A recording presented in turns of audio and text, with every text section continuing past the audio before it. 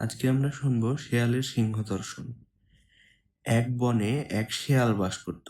সে বনে কোনো সিংহ ছিল না, ফলে সিংহ কি জিনিস শেয়াল তা জানতো না। বনের অন্যান্য জন্তুর কাছে সে কেবল শুনেছিল সিংহ সমস্ত পশুর রাজা, দেখতে বিরাট আর ভীষণ শক্তিশালী, কেউ তার সাথে শক্তিতে পারে না। একদিন শেয়াল শিকারের খোঁজে ঘুরতে ঘুরতে পাশের বনে উপস্থিত হলো। বনে পা দিয়েই সে সিংহের গর্জন শুনতে পেল।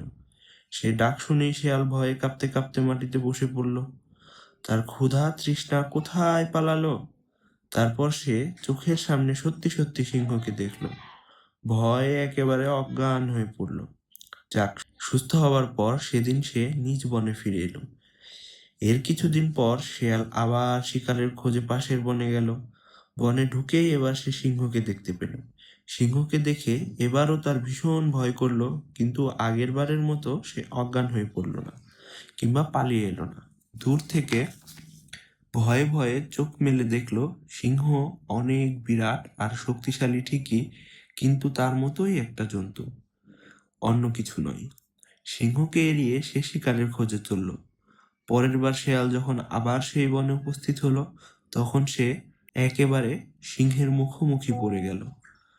সিংহের এতটা কাছাকাছি দাঁড়িয়ে ভয়ে তার বুক কাঁপতে লাগলো, কিন্তু বাইরে ভয়ের ভাব দেখালো না।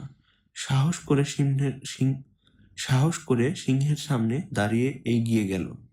এভাবে শেষে এমন একটা সময় এলো যখন সিংহকে দেখে ভয় পাওয়া তো দূরে থাক, শিয়াল আরো ডেকে জিজ্ঞেস করতো, কি গো, আজ কটা শিকার পেলে?